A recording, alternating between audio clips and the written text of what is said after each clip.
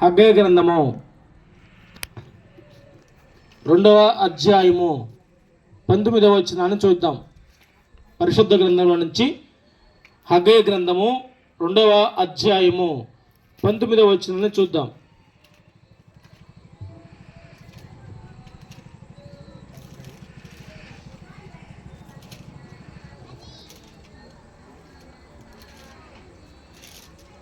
Haggai గ్రంథము 2వ అధ్యాయము 19వ వచనాన్ని చూద్దాం.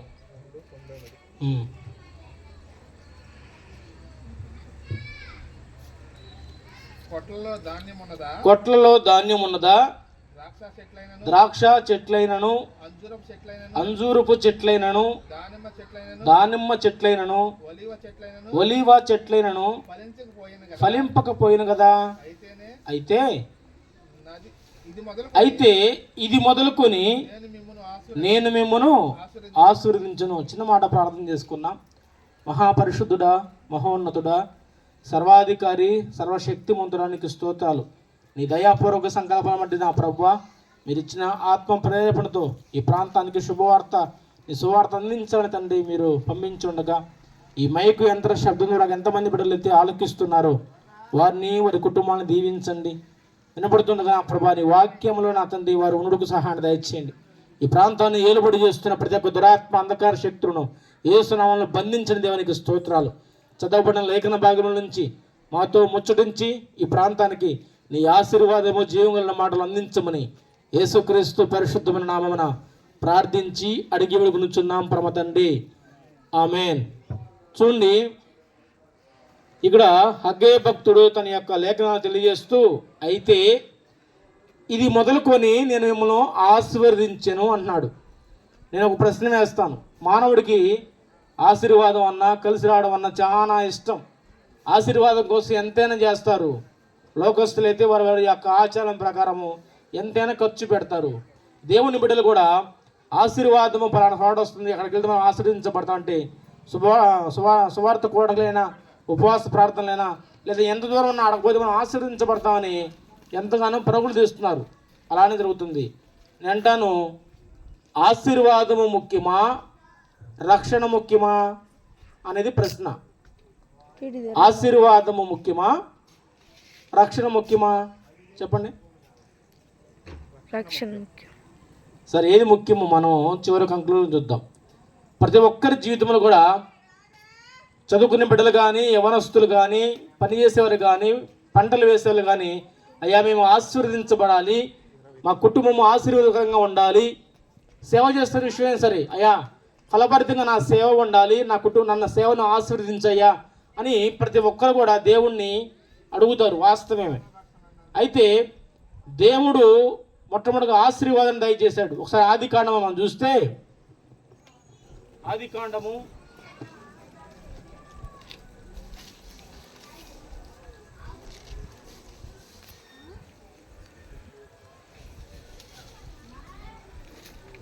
1వ అధ్యాయము 22వ వచనం. ఒకసారి ఆదికాండము 1వ అధ్యాయము 22వ వచనం. 22. దేవుడు వాటి ప్రతి జాతి ప్రకారం దేవుడు మీరు ఫలించి అభివృద్ధి పొంది సముద్ర జలములో నిండి ఉండుడనియు, పక్షులు భూమి మీద విస్తరించుగాకనియు వాటిని ఆశీర్వదించును. చూడండి, దేవుడు ఆదాముతో మాట్లాడుతున్న మాట, మీరు ఫలించండి, అభివృద్ధి పొందండి, సముద్ర జలంలో వాటిని నింపండి, అట్లనే భూమి మీద విస్తరించండి అని ఆశీర్వాదాలు పలుకుతూ ఉన్నాడు.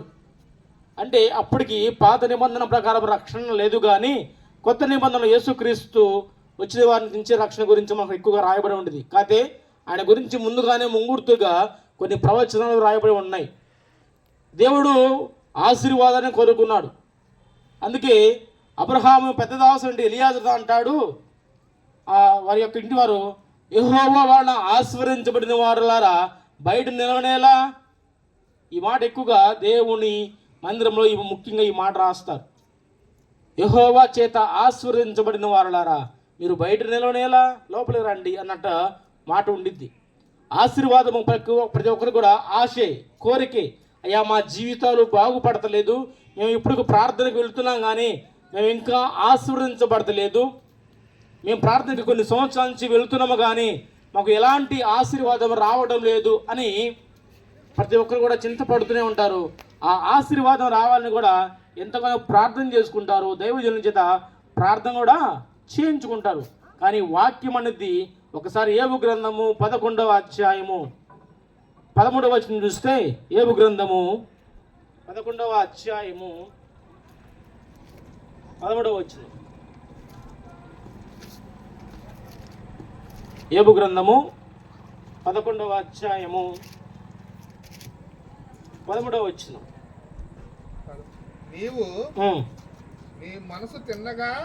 నీవు నీ మనసును తిన్నగా నిలిపిన ఎడల నీ చేతులు ఆయన వైపు చాపిన ఎడల పాపము నీ చేతులనుట చూచి నీవు దాన్ని విడిచిన ఎడల నీ గుడారములో నుండి దుర్మార్గతను నీవు కొట్టివేసిన ఎడల. చాలమ్మా చూడండి, యోబు గ్రంథంలో దేవు భక్తుడు మాట్లాడుతున్నాడు. ఆశీర్వాదము రావాలి, ఆశీర్వాదం రావాలి అని మనం పదే పదే కోరుకుంటూ ఉంటాం, మంచిదే. కానీ ఆయన అంటున్నాడు, నీవు తిన్నగా నీ మనసును నిలిపిన ఎడల నీ చేతులు ఆయన వైపు చాపిన ఎడల పాపము నీ చేతుల్లో ఉన్నట్లు చూచి దాన్ని విసర్జించిన ఎడల అట్లానే నీ గుడారంలో నుండి దుర్మార్గతను కొట్టివేసిన ఎడల. ఇవి చాలా ప్రాముఖ్యమైన మాటలు.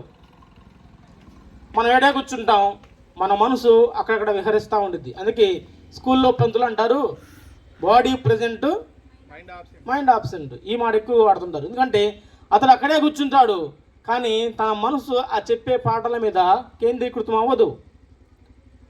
చెబుతున్నది ఒకరైనా కానీ వారి మనసు అక్కడ సంచారం చేస్తూ అటు ఇటు చూస్తుంటారు. ఈ రోజున మన మనసును నిజంగా దేవుని వైపు నిలుపుతున్నామా? అందుకే అంటాడు, నీవు నీ మనసును తిన్నగా నిలిపిన ఎడలా. రోజున యవనస్తులు కనుక చూస్తే పాపం దాదాపుగా ఇంచుమించు 18 నుంచి 20 సంవత్సరాలు పెంచుకున్న కూతురు తనకి ఏమి కావాలి, తన బట్టలు కానీ తనకి విద్యాభిధులు ఎన్ని సమస్తము కూడా అన్నింటినీ చక్కబరిచి తల్లిదండ్రులు తిన్నాదనకపోయినా తన బిడ్డలను బాగా చూసుకుంటారు. కానీ ఈ రోజున యవనస్తులైనటువంటి ఆడపిల్ల కావచ్చు, మగపిల్ల కావచ్చు, లేదమ్మా నా మనసుని ఆ అబ్బాయికి ఇచ్చేశాను, లేదంటే ఆ అమ్మాయికి ఇచ్చేసానని అంటున్నారు. నేను అంటాను, ఆ మనసు ఏదో అతనికి ఇచ్చే బదులు నీ మనసుని దేవునికి ఇవ్వు. అందుకే అంటాడు, నా కుమారుడా, నా కుమార్తె, నీ హృదయమును నాకిమ్ము, నేను దాన్ని బాగు చేస్తాను. యవన కాలంలో దేవుణ్ణి సేవ చేయడం ఎంతో భాగ్యము అని వాక్యం సెలవేస్తున్నప్పుడు మన మనసును తిన్నగా ఉంచుకుంటున్నామా? నిజంగా నా మనసు దేవుని వైపే కేంద్రీకృతం అవుతే ఎంత బాగుండు.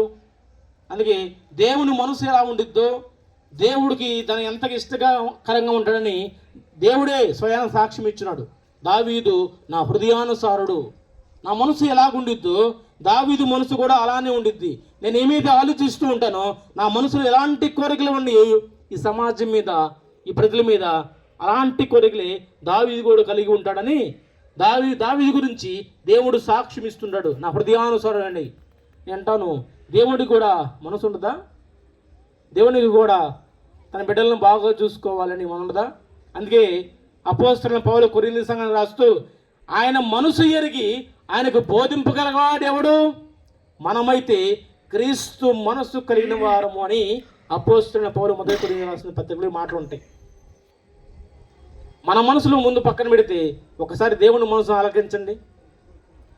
పాత నిబంధన కానీ కొత్త నిబంధన ఖచ్చితంగా జ్ఞాపకం తెచ్చి దేవుని మనసు ఎలా ఉండదో మనకు అర్థమైంది. అందుకే మీకా గ్రంథము 6వ అధ్యాయము 6 నుంచి 8 వచ్చిన చదవండి. మీకా గ్రంథము 6వ అధ్యాయము 6 నుంచి 8 వచ్చిన చదివితే అక్కడ దేవుని మనసు ఏంటో, దేవుని మనసు మనుషుడి మీద ఎలాగుందో ఆడ కనబడతా ఉండిద్ది. మీకా గ్రంథము 6వ అధ్యాయము 6 నుంచి 8 వచ్చినారు.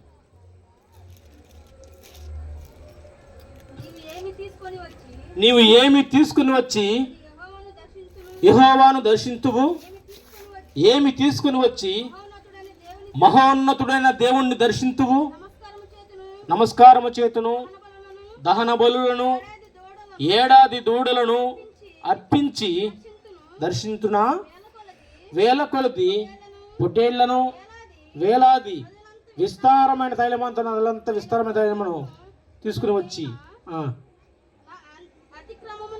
నా అతిక్రమమునకై నా జ్యేష్ఠ పుత్రుని నేను ఎత్తునా, నా పాప పరిహారమైన నా గర్భఫలమును నేను ఎత్తునా.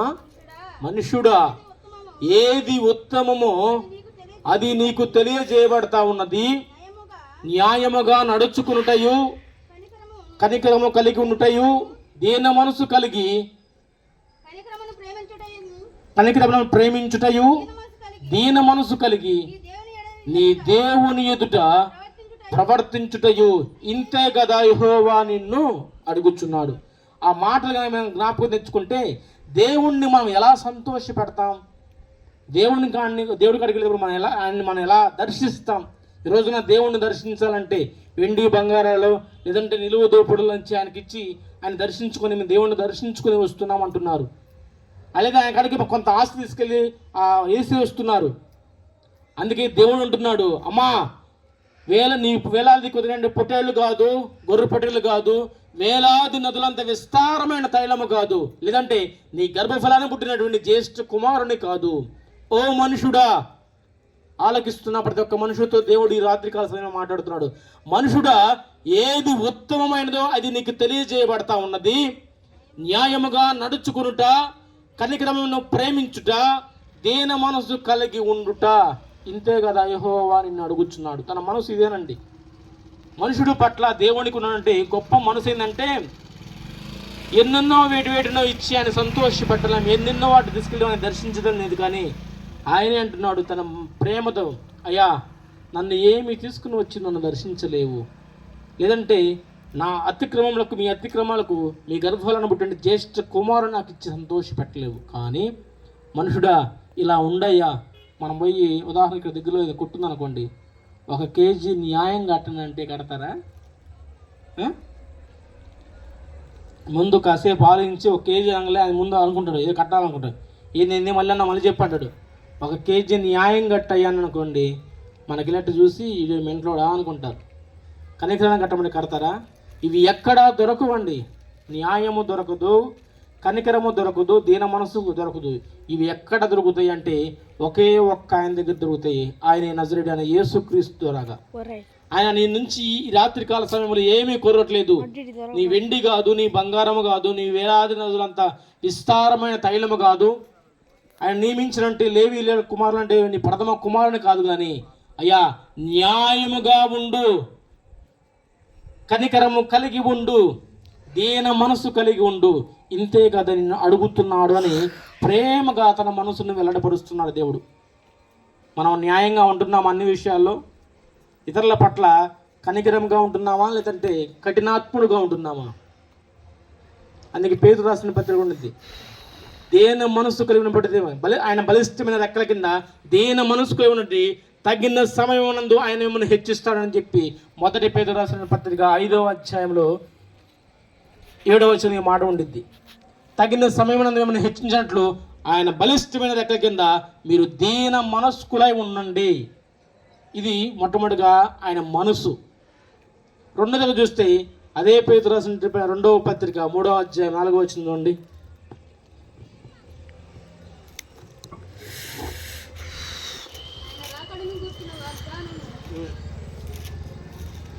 చెప్పు. 3వ అధ్యాయము 9వ వచనం. మొదటి పేతురు 2వ పేతురు 3వ అధ్యాయము 9వ వచనం. కొందరు ఆలస్యమని ఎంచుకున్నట్లు ప్రభువు తన వాగ్దానము గుర్చి ఆలస్యము చేయువాడు కాడు గాని ఎవడను నశింపవలని ఇచ్చయించక అందరూ మారు మనసు పొందవలని మీ ఎడల దీర్ఘశాంతము చూపుతున్నాడు. చూడండి, పాత నిబంధనలో తన మనసును వెల్లడపరుస్తూ మా న్యాయంగా ఉండు, కనికరం కలిగి ఉండు, దీన మనసు కలిగి ఉండు అని చెబుతూనే కొత్త నిబంధనకు వచ్చేసరికి ఏ మనిషి కూడా నశించిపోవాలని దేవుని చిత్తము కాదు. అలా కోరుకోడు దేవుడు. తను చేసినటువంటి ఈ మానవ సృష్టిలో తను ప్రేమించి మళ్ళా నా బిడ్డలు నా కాడికి రావాలని దేవుడు ఎంతో ఆశపడుతుంటాడు. ఇప్పుడు ఉదాహరణకి ఒక కుటుంబంలో 4 బిడ్డలు ఉన్నారు. 3 బిడ్డలు బాగానే ఉన్నారు. ఒక బిడ్డ కొంచెం దారి తప్పి తన తల్లిదండ్రులు విడిచి వెళ్ళిపోయాడు. కానీ తల్లిదండ్రుల మనసు ఎక్కడ ఉండిద్ది? ఆ దూరం అయిపోయాడే. ఆ దూరం అయిపోయిన బిడ్డను బట్టి తన తల్లిదండ్రుల మనసు ఆవేదన చెందుతూ మరలా నా బిడ్డ నా కాడికి రావాలి, నా కుటుంబంలో కలిసి మరలా తను సంతోషంగా ఉండాలని వారి పట్ల దీర్ఘశాంతం చూపుతూ ఎప్పటికైనా సరే నా బిడ్డ వస్తారలే అని అంటాడే కానీ అనుకుంటారే కానీ వాడు నాశనం అయితే పోతే పోని, వాడు చనిపోతే పోతే పోని ఏ తల్లిదండ్రులు కూడా కోరుకోరు. అట్లానే దేవుడు కూడా ఏ మనుషుడు కూడా నశించిపోవాలి, నరకాగ్నికి వెళ్ళాలని ఇచ్చ అంటే కోరిక, అలా కోరుకోడండి. మన పట్ల దీర్ఘశాంతము చూపుతూ నా బిడ్డలు ఇక్కడనే మారుతారేమో. ఇదిగో అందుకే యెషయా గ్రంథం 65 రెండవ వచనం మాట ఉంది, లోబడిని ప్రజల వైపు దినమంతయు తన చేతులు చాచి చూస్తూ ఉంటాడంట. ఇదిగో తెలుసా, ఈ రోజున నా మాటలు వింటారేమో, వారి యొక్క పాపా నుంచి విడిపించుకొని మారు మనసు పొంది ఎక్కడైనా నా మాటలు విని వారి జీవితాలను మార్చుకొని నాకు దగ్గర అవుతారేమో, నాతో ఎక్కువగా మాట్లాడుకుంటారేమో, నాతో నడుస్తారేమో అని దేవుడు లోబడిని ప్రజల వైపు దినమంతయు తన చేతులు చాచి అర్థిస్తుంటాడంట. అవునా కాదా? కానీ మనం ఏం చేస్తాం? ఆ చేతులను పక్కకు నెట్టేసి ఆయనకు లోబడక మారు మనసు పొందుకోక మనము మన జీవితాలని వృధాపరుచుకుంటున్నాం. ఈ రాత్రికాల సమయంలో మొట్టమొదటి మాటగా దేవుడు నీతో అంటున్నాడు, నీ మనసును తిన్నగా ఆయన వైపు నిలుపు. అదే యెషయా గ్రంథంలో మాట ఉన్నది, ఎవరిని మనసు యెహోవా మీద ఆనుకొనునో వారిని పూర్ణ శాంతి వాళ్ళనిగా చేస్తానని అంటాడు. యెషయా గ్రంథం 26వ అధ్యాయంలో మాట ఉంటుంది, ఎవరి మనసును యెహోవా వైపు ఆనుకొనునో వాడిని శాంతం కాదంట, పూర్ణ శాంతం అంటే పరిపూర్ణంగా తను శాంతపరుస్తాను. ఎందుకంటే మన మనసు దేవుని వైపు ఆనుకోట్ల. మన మనసు తిన్నగా ఆయన వైపు కనుక ఆనుకుంటే ఎలాంటి భయం వచ్చినా, ఎలాంటి సమస్యలు వచ్చినా నిబ్బరము కలిగి ధైర్యంగా ఉండి నా పక్షాన ఆయన ఉన్నాడయ్యా, నేను ఆయనతో ఉన్నాను, ఎందుకంటే నా పక్షాన ఆయన ఉన్నాడు, నాకు ధైర్యంగా ఉంది అని ఒక భరోసా ఉండి శాంతంగా ఉంటాడు. చివరికి తనకి ప్రాణాపాయం వచ్చినా సరే ఎలాంటి వాటికి ప్రలోభాలకు లోనవ్వకుండా దేవుడు నా పక్షాన ఉన్నాడు, నాకు దిగులేముంది అని చెప్పి ఖచ్చితంగా ఆయన కోరుకుంటాడు.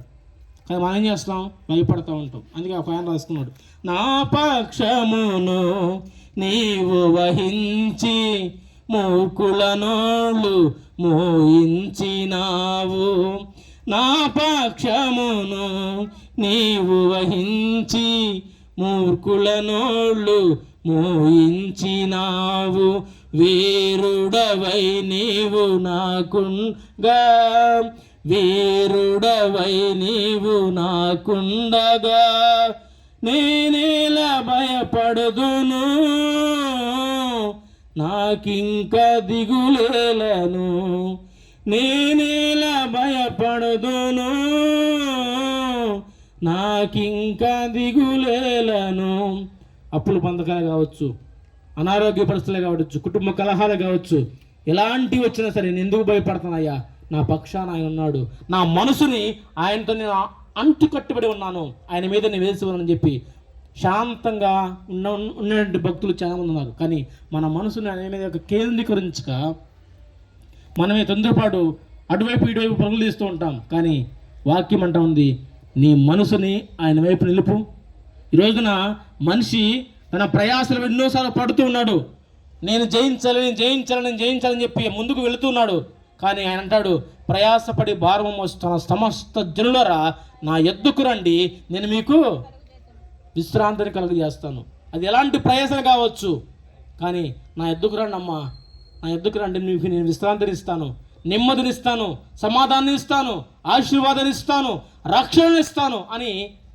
ఈ లోకంలో మనుషులు పడే ప్రయాస ఎంతగానో ఉంటుంది. కానీ దేవుని మాటలు లెక్క చేయట్లా, మరో మనసు పొందుకోవట్లేదు, ఆయన వైపు మన మనసుని నిలపట్లేదు.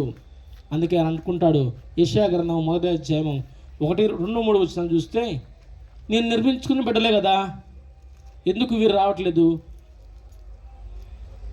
గాడిద తన సొంత దుడ్డని జరుగుతుంది, ఎద్దు తన యొక్క యజమాని గుర్తుపడుతుంది, కానీ నేను నిర్మించుకున్న బిడ్డలే కదా, ఎందుకు నా మాటకు లోబడక ఈ సృష్టిని పూజిస్తున్నారు అని ఆకాశముతోనూ భూమితోనూ తన వేదనంతా చెప్పుకుంటాడు. అందుకే భక్తుడు రాసుకున్నాడు, ఆకాశమా ఆలకించుమా, ఓ భూమి నీ చెవియొగ్గుమా, ఆకాశమా ఆలకించుమా, ఓ భూమి నీ చెవియొగ్గుమా.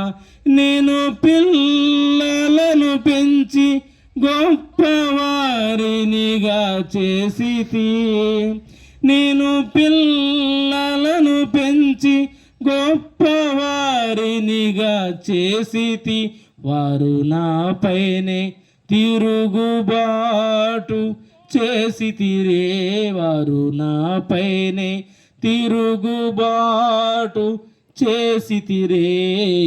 ఆకాశమా ఆలకించుమా, ఓ భూమి నీ చెవియొగ్గుమా. ఆకాశము ఆయన సింహాసనము, భూమి తన పాదపీఠంగా చేసుకొని నిత్యం అమరత్వలోకులు అంటే అలాంటి దేవాది దేవుడు తన బిడ్డల విషయంలో బాధపడుతూ ఎవరికి తన గోడు వినవించుకో తెలుసుకోక, అయ్యా ఆకాశము ఆలకించము, భూమి చెవియొగ్గు, గాడిద చూడండి. ఇప్పుడు ఉదాహరణకి ఇది ఎండాకాలమేగా,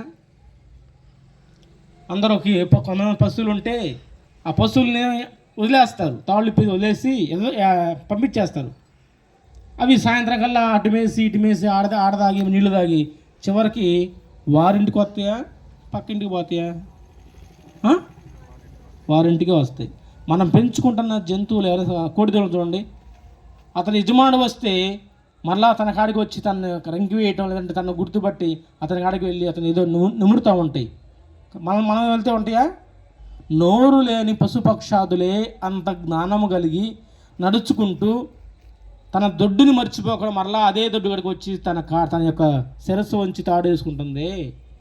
జ్ఞానం ఉండి, నోరుండి, ఎన్నో తెలివితేటలు ఉండి, కానీ సత్య దేవుణ్ణి తెలుసుకోలేక, నిజమైన దేవుణ్ణి అంగీకరించలేక, సత్యమని వారి ప్రతిష్ఠితులు కాకుండా, పాపాన్ని ఇంకా విడిచిపెట్టుకోకుండా ఎన్నాళ్ళు ఉంటారు మనుషులారా అని నా కాడికి రాండి అని చెప్పి ఆకాశంతోనూ భూమితోనూ తన యొక్క వేదన అంతా వెల్లడించుకుంటూ ఉండే దేవుడు.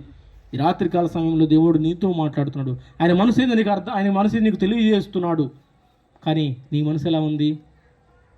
గలిబిలిగా, గందరగోళంగా. ఇది చిన్న సమస్య చాలు దానికి చిన్నవాటికి మనం ఆతురపడిపోయి దేవుని కూడా కొన్నిసార్లు దూషించినట్టు, ఎందుకయ్యా ఎన్నో సంవత్సరాల నుంచి ప్రార్థనకు వెళ్తున్నాను, నేను ఆశీర్వదించబడతలేదు అని కొంతమంది సర్దుకున్న కూడా ఉన్నారు. ప్రార్థనలు మానేసి వేరే ఆచారాలు కూడా చేసేటువంటి వారు కూడా ఉన్నారు. ఒక పక్క ఆచారాలుగా దేవుణ్ణి కొలుస్తున్నామంటారు కొన్ని, కానీ లోక ఆచారాలు, లోక యొక్క సాంప్రదాయాలు పాటిస్తూ నిజదేవుణ్ణి మేము నమ్ముకుంటున్నాం అనుకుంటున్నారని భ్రమలో ఉన్నారు. కానీ నిజంగా నీ మనసు ఆయన వైపు తెలిపితే ఆయన వాక్యం మీద నీకు పరిపూర్ణంగా అర్థమైద్ది. ఆయన వాక్యము నీ వైపు ఖచ్చితంగా ఆ వాక్యానికి లోబడి నీ మనసును మార్చుకొని నీవు నీ కుటుంబము ఆయనతో అంటు కట్టబడి ఉంటారు. హల్లెలూయా. అందుకే మొట్టమొదటిగా నీ మనసు ఎలా ఉంది? నిజంగా ఆయన వైపు ఉందా? నిజంగా ఆయన వైపు తిన్నగా నీ మనసు నిలిపితే నిశ్చయముగా నీవు పూర్ణ శాంతిదానిగా, పూర్ణ శాంతుడుగా ఉండి, ఎలాంటి సమస్య వచ్చినా నా దేవుడు నా పక్షాన ఉన్నాడు, నాకు ఖచ్చితంగా ఆయన ద్వారా నాకు విమోచన, ఆయన నా ఆశ్రయదుర్గమని చెప్పి నీవు మాట్లాడతావు. అంతేగాని నీ మనసు ఆయన నిలుపుకోకుండా ఒక కాలు దేవుని వైపు, ఒక కాలు లోకం వైపు ఉంటే నీవు గలిబి గందరగోళంలో అవుతుంటావు. రెండో మాట చూద్దాం. రెండో మాట ఏంది? నీ చేతులు ఆయన వైపు చాపిన ఎడల. రోజున మనుషుడు ఎవరైనా సరే మన చేతులు ఎలా ఉన్నాయి అంటే అప్పు ఇచ్చే వాళ్ళ మీద ఉన్నాయి, చేతులు చాపుతూ ఉంటారు. అవునా కాదా? ఎందుకంటే వారు ఎంతో ప్రయత్నం ఎంతో చేస్తుంటారు, కానీ ఆ కష్టాన్ని తగ్గ ఫలితాలను వాళ్ళు పొందలేకపోతున్నారు. మన చేతులు ఇచ్చేవారిగా ఉండాలి, కానీ మన చేతులు ఇప్పుడు కింద ఉండకూడదు. అయితే కింద ఉండకూడదు అంటే ఎప్పుడు ఇచ్చే పొజిషన్లో ఉన్నానంటే మొట్టమొదటిగా నీ చేతులు ఆయన వైపు చాపాలి. అందుకే 134వ కీర్తనలో ఒక మాట ఉండేది, పరిశుద్ధ స్థలం వైపు, సియోను వైపు మన చేతులు చాచి ప్రార్థించే అనుభవం మనకు ఉండాలి. ఈ రోజున ఎంతమంది మనము మోకాళ్ళుని రెండు చేతులు ఆకాశం వైపు చూపుతూ ప్రార్థించే అనుభవం ఉందండి? చూడండి మాట చూడండి. కీర్తన గ్రంథము 134 కీర్తన.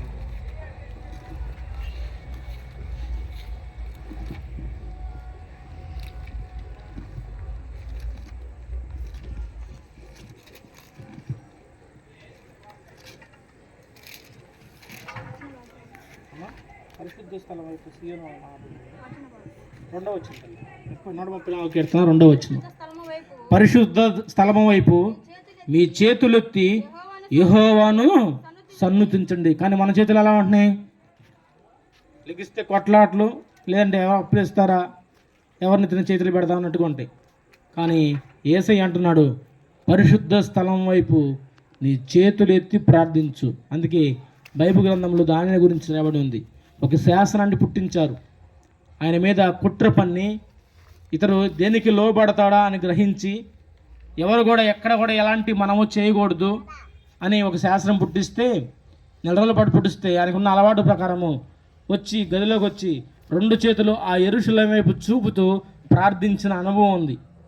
అలా చేసినప్పుడు ఆయన తీసుకుని ఎడబడేశారు, సింహాల బోనులకు అప్పగించారు. అయినా సరే సంతోషంగా ఆయన వెళ్ళాడండి. ఎందుకంటే మన చేతులు నిజంగా పరిశుద్ధ దేవుని వైపు నిత్యము ప్రార్థించేవారుగా ఉండాలి. ఎందుకో తెలుసా? అందరూ ఒకసారి హల్లెలూయా చెప్పండి, హల్లెలూయా చెప్పండి అంటే తెలుసా? యెషయా గ్రంథం 6వ అధ్యాయంలో 1-2 వచ్చిన అలా మాట ఉండిద్ది. మన చేతులంట, ఆ మాట చూపిస్తాను. యెషయా గ్రంథం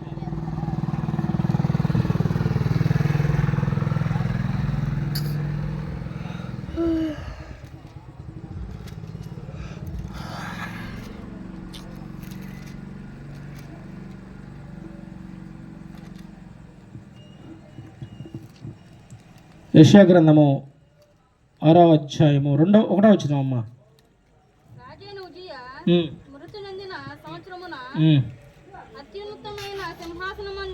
అత్యున్నతమైన సింహాసనమందు ప్రభువు ఆసనుడై ఉండగా నేను చూచితిని. ఆయన చొక్కాయు అంచులు దేవాలయమును నిండుకును. చూడండి, మనం పరిశుద్ధ స్థలం అంటే ప్రార్థన మందులు ఉన్నప్పుడు దేవుని చొక్కా అంచులు దేవాలయం వరకు నిండుకుని ఉంటాయి అంట. అందుకే దేవుడు మనం చూడండి, చేతులు ఎత్తే అందరూ హల్లెలూయా చెప్పమంటారు. అది ఉట్టి మాట కాదు. మనం ప్రార్థిస్తున్నప్పుడు, స్తుతించేటప్పుడు, ప్రార్థించేటప్పుడు రెండు చేతులు ఎత్తి ఎందుకు చేయాలో తెలుసా? దేవుని యొక్క అంగి, తన యొక్క చొక్కా అంచులు ఆ దేవాలయము తాగుతున్నప్పుడు, ఆ పరిశుద్ధ స్థలం తాగినప్పుడు నీ యొక్క ప్రతి ఒక్క బంధకాయ కూడా తెగిపడుతూ ఉంటాయి. అందుకే పరిశుద్ధ స్థలం వైపు మన చేతులు ఎత్తి ప్రార్థించే అనుభవం మనకు ఉండాలి, కానీ వాటిని విడిచిపెట్టుకునే వారుగా ఉండకూడదు. అందుకే విలాప వాక్యాలు 2వ అధ్యాయము 19వ వచనం ఇదే మాట ఉంది. సియోను కుమారి, చదువులే ఇలా రాసుకోండి. విలాప వాక్యాలు 2వ అధ్యాయంలో ఇలా మాట ఉంది. సియోను కుమారి, నీవు లేచి రేయి మొదటి జామున మొర్రపెట్టుము, నీ పిల్లల నిమిత్తము చేతులెత్తి ప్రార్థించుమని ఉండిద్ది. రోజున ఎంతమంది తల్లులు రేయి మొదటి జామున లేచి వారి బిడ్డల నిమిత్తము, తన కుటుంబం నిమిత్తము ప్రార్థించే అనుభవం ఉందండి? ప్రార్థన అంటే ఏదో ఆచారబద్ధంగా పోయి ఆదివారం నాడు కాసేపు 2 గంటల సేపు కూర్చొని కునికిపాటు పడి నిద్రపోయి చిల్లర మార్చి వచ్చి కానుకలేసి, అది కాదు భక్తి.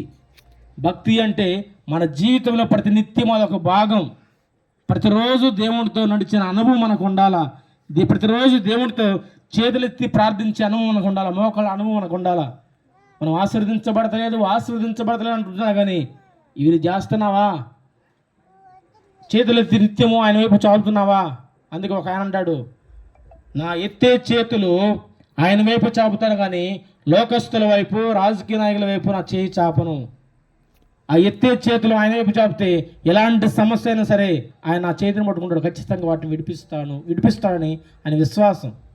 కానీ మనము అలాంటి విశ్వాసము ఉండదు. ఎప్పుడు కూడా ఆయనతో మనం ప్రార్థన చేస్తే ప్రార్థన ఆలకించడా?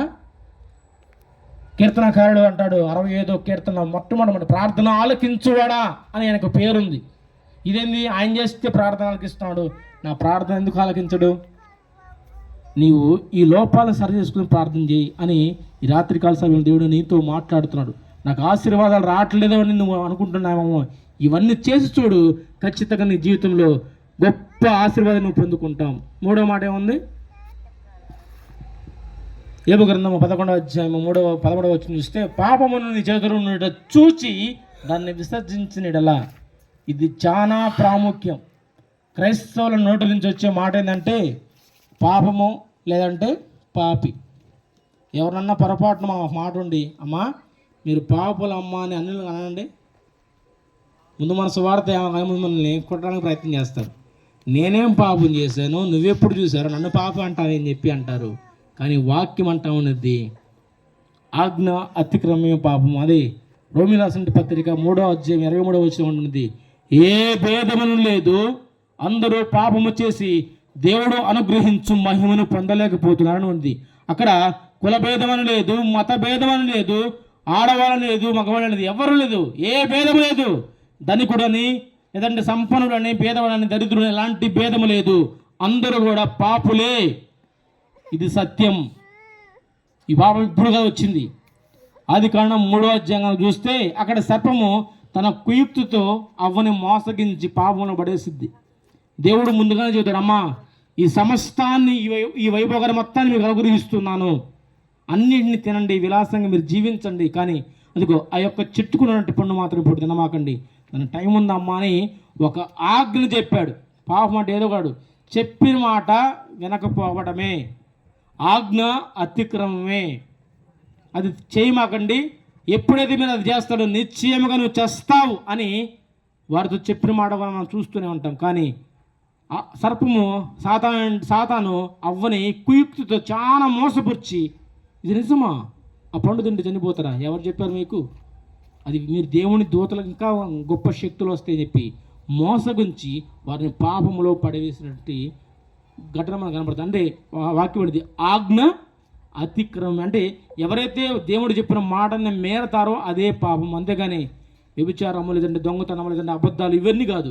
ముందు దేవుడు చెప్పిన ఆజ్ఞ, కట్టడాలు, శాసనాలు వీటన్నింటినీ తూచా తప్పకుండా పాటించు. ఈరోజు నా స్టేటస్ ఒకటి పెట్టాం, మేలైనది చేయదగిన వాడికి ఉండి అది చేయకపోవడం కూడా పాపమేనంట. దేవుడు నీకు అనుగ్రహించి నేను దీవించి ఆశ్రయించి కొంతమంది వ్యక్తులకి నీ ద్వారాగా మేలు చేయాలని చేయకుండా కూడా నువ్వు వెనక చేతిని వెనక జానుకుంటే అది కూడా పాపమేనని వాక్యం సెలవిస్తూ ఉంది. అయితే ఇక్కడ రాయబడిన మాటలేదంటే అందరం కూడా పాపులే అని ఉండేది. అందుకే అదే రోమిలో సంపద ఏ నీతిమంతుడు ఎవ్వరూ లేడు, ఒకే ఒక్కడు ఉన్నాడు, ఆయనే నజరేయుడైన యేసుక్రీస్తు. అయితే మనము పాపము ద్వారాగా ముందు ఈ లోకానికి వచ్చి ఉన్న మొట్టమొదటి ఆదాము ద్వారాగా ఎప్పుడైతే క్రీస్తు రక్తం మనల్ని పరిశుద్ధపరిచిద్దో మనము నీతిమంతులుగా తీర్చబడతాం. నీతిమంతుడు లేడు, కానీ ఒక్కడే ఒకడు ఉన్నాడు. అయితే ఆయన రక్తం ద్వారాగా మనము నీతిమంతులుగా తీర్చబడతాం. హల్లెలూయా, హల్లెలూయా. కాబట్టి మూడవ మాటగా పాపము మన చేతుల్లో ఉండుట చూచి దాన్ని విసర్జించిన ఎడలా. రోజున అన్యుల గురించి నేను మాట్లాడను, కానీ మన క్రైస్తవుల గురించి, క్రైస్తవులు అంటే ఎవరైతే దేవుణ్ణి నమ్మి మారు మనసు పొందుకొని పాపక్షమాపణ బాప్తీసం పొంది దేవుని మందిరానికి ఎవరైతే వెళ్తున్నారో వారు కూడా పాపాన్ని ఇంకా చేతిలో ఉంచుకుంటున్నారు. ఆమె ప్రార్థనకు వెళ్ళిద్ది కానీ అతడు ప్రార్థనకు వెళతాడు కానీ ఆ కానీ అన్న మాట కూడా చాలా వస్తాయి. కానీ కానీ కానీ అంటున్నారంటే ఏం చేస్తారు, ఇంకా వాటిని ఇంకా ఫిల్ చేసుకొని కుదరదు. కానీ అన్న మాట కూడా చాలా అర్థాలు వస్తాయి. వాక్యం అనేది మనం ఆరాధిస్తున్న దేవుడు పరిశుద్ధుడు, మీరు కూడా పరిశుద్ధంగా ఉండండి. ఆ మాట మంచిదేగా. ఇప్పుడు నేను ఉదాహరణ ఉన్నాను, నేను త్రాగబోతున్నాను, నన్ను చూస్తే నా బిడ్డను నేర్చుకుంటారు. అదే నేను మంచిగా ఉండి వారికి కావాల్సిన ఇచ్చి వారికి మాదిరిగా ఉంటే నా బిడ్డలు కూడా అదే రీతిగా వారు మారడానికి అవకాశం ఉండిద్ది. అంతేకాకుండా నేను త్రాగుతా చిందులేస్తూ ఉంటే నన్ను చూసి వారు అలా నేర్చుకోరా? దేవుడు కూడా నేను పరిశుద్ధున్నమ్మా, మీరు కూడా పరిశుద్ధంగా జీవించండి అని దేవుడి యొక్క కోరిక. దేవుడు కూడా ప్రతి ఒక్కరు కూడా అలా పిలవాలని ఉండిద్ది. కానీ మనము పాపంలో కొట్టిబిట్టు ఆడుతూ ఉంటాం. ఈ రోజున ఒకసారి నీవు నీ చెవిని ఆయనకి వినిపించి నువ్వు లోబడ్డావు. ఇప్పుడు తెలుసా, మారు మనసు పొందుకొని పాపక్షమాపణ బాప్తీసం పొందుకొని సిద్ధపడ్డావు అని సిద్ధపడ్డ రక్షణ పొందుకున్నావు. అది ఒకసారి నువ్వు చేయిస్తే ఇప్పుడు రెండోసారి మరలా పిలుస్తున్నాడు, ఇదిగో నేను రాబోతూ ఉన్నాను. అందుకే ప్రకటన గ్రంథం 22వ అధ్యాయంలో 11వ వచనం చూస్తే అన్యాయం చేసేవాడు అన్యాయం చేయనిమ్ము, అక్రమం చేసేవాడు అక్రమం చేయనిమ్ము, నీతిగా ఉండేవాడు నీతిగానే ఉండేమో, పరిశుద్ధుడు ఇంకను కూడా పరిశుద్ధుగానే ఉండేమో. అయితే నేను త్వరగా రాబోతున్నాను, వాని క్రియలు చొప్పున నేను జీతం ఇస్తానని ఆయన మాట్లాడుతున్నాడు. యేసు ప్రభు పుట్టాడనేది వాస్తవము, ఆయన మన కొరకు ప్రాణం పెట్టింది వాస్తవము, ఆయన శిలువలో మరణించింది వాస్తవము, ఆయన తిరిగి లేచింది వాస్తవము, మరలా ఆయన రాబోతున్నాడు కూడా వాస్తవమే కదా. ఇన్ని నిజాలు, ఇన్ని వాస్తవాల మధ్య నువ్వు ఇంకా సిద్ధపడకుండా పాపాన్ని నీ చేతిలో ఉంచుకొని ఇంకా నువ్వు ఉంటే నువ్వు ఎలా ఎత్తపెడతావు? నేను రక్షణ పొందుకున్నాను కదా, నా రక్షణ బట్టి నేను ఉంటానులే అనుకుంటే అది నీ పొరపాటు, అది నీ పొరపాటు. నేను చెప్పనా, దేవుని వాక్యం అంటుంది, ఒక పెండ్లి కుమారుడు వస్తాడని 10 మంది సిద్ధపడ్డారు, విన్నారు, దేవుని స్వరాన్ని విన్నారు. అమ్మా పలానా పెండ్లి కుమారుడు వస్తాడు, అది ఏ టైమో తెలియదు. వారి నూనెల్లో, ఆ సిద్ధుల్లో వారు నింపుకొని దేవుని ఆ పెండ్లి కుమారుడు కొరకు వారు ఎదురు చూస్తూ ఉండాలి. కానీ ఒక 5 ఆయన ఏ టైం వస్తాడో ఏ గడియన వస్తాడో తెలియదు కాబట్టి సిద్ధపడి కళ్ళలో ఒత్తిడి వేసుకుంటూ వారి సిద్ధుల్లో నూనెని నింపుకొని ఎదురు చూస్తూ ఉన్నారు. కానీ మరొక